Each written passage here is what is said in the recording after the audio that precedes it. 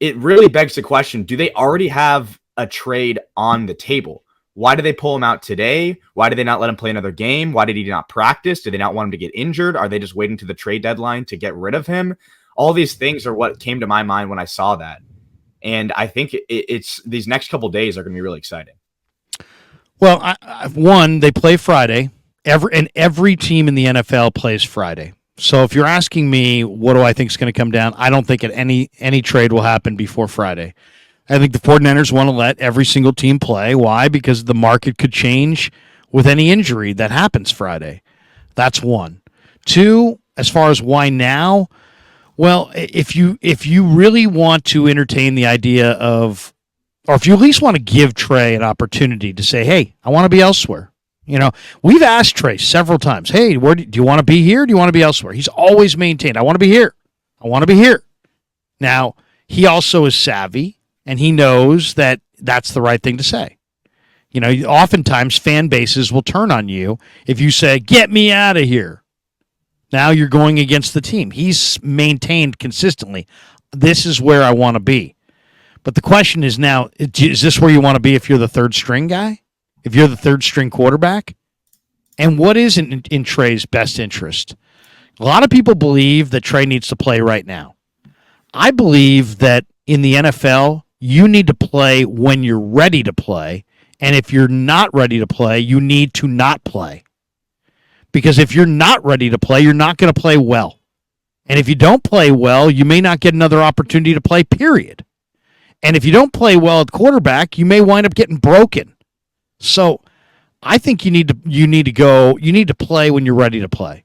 So if he's not ready to play, then and based on what I saw in that Raider game, I don't think he's ready to play. It took him a while. His clock was slow. He was holding the ball too long.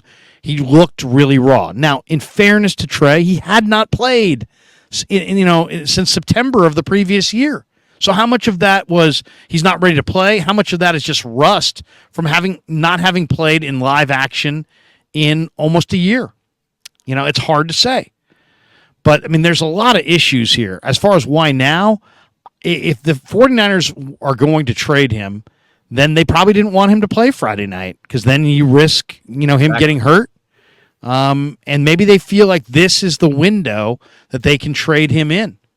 I maintained when I heard Lynch speak in February that they were going to trade him before the draft because I just figured that was the time that was most likely to trade him. After the draft, when Ian Rappaport and others said, you know what, they're going to wait until the summer. They're going to find out what they have in Sam Darnold. They're going to find out they actually didn't even say Sam Darnold at the time, but they're going to find out what they have in Brock Purdy. They're going to find out if Brock Purdy's elbow is healthy. So they hedged, right? It was risky to trade Trey on draft day. It's not as risky today, is it? Now you got Brandon Allen sitting there, you got Sam Darnold sitting there, and you have Brock Purdy sitting there having played in a preseason game and demonstrated day after day in practice that he's healthy and ready to be the number one quarterback. So I think that had a lot to do with it. As far as why today, I think it gives every team in the league, the Niners know every team in the league is formulating their final roster and their cap, and I think they probably feel like this is the best opportunity for a team that wants to invest in Trey to, make an attractive trade.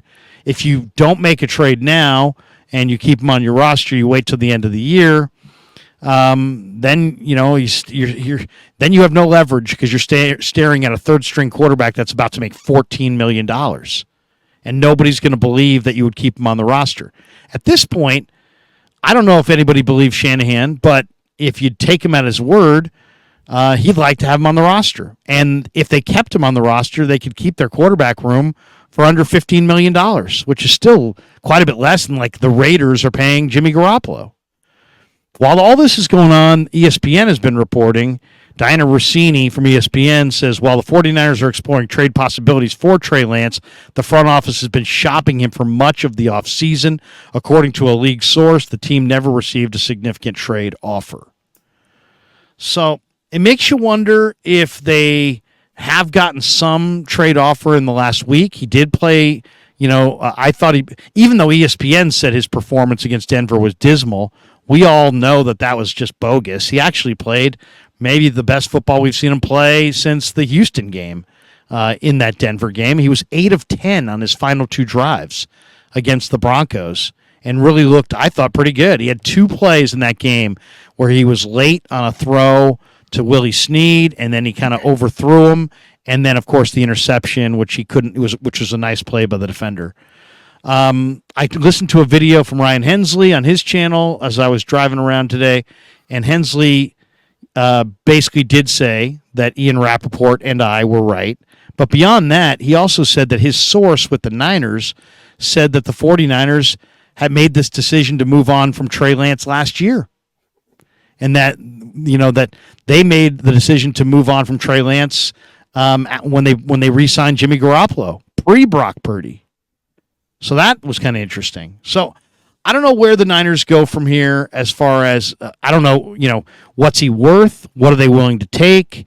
I'll say this. If you're a 49er fan, I would not be banking on some huge bonanza trade that's going to net the Niners some great thing.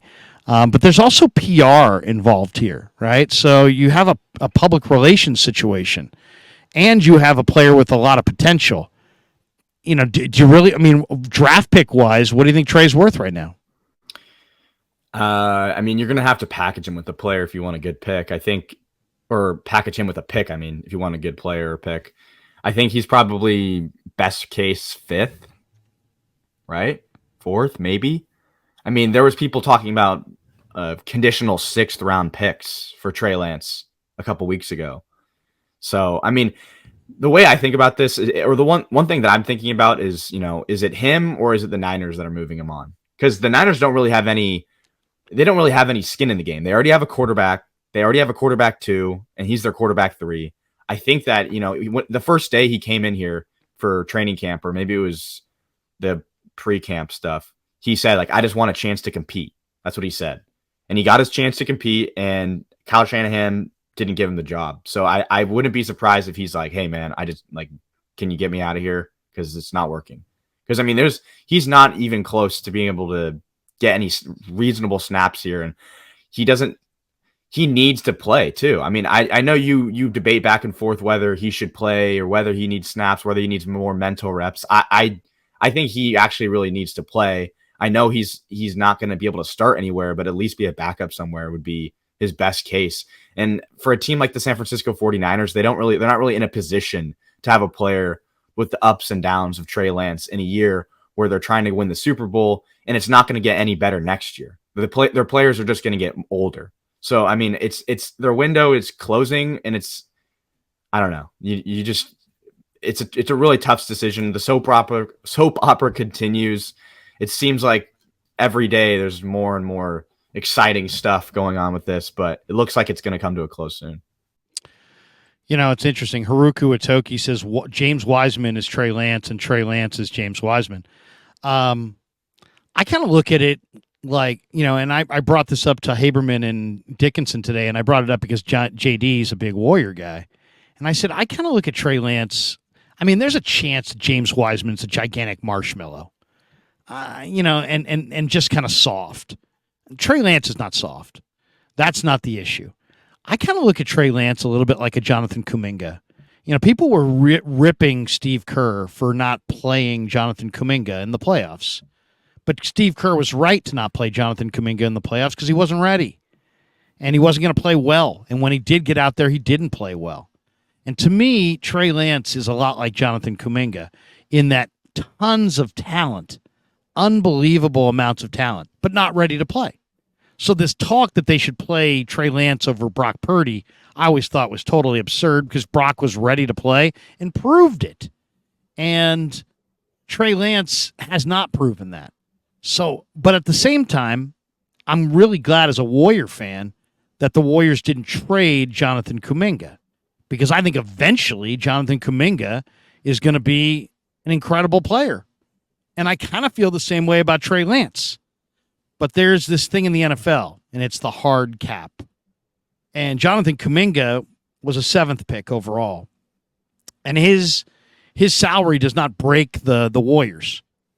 but paying Trey Lance $9 million or 9 times that of a third string quarterback is a 1-year deal. And then next year, if he was your third string quarterback, you'd be paying him 14 times what other teams are paying their third quarterback.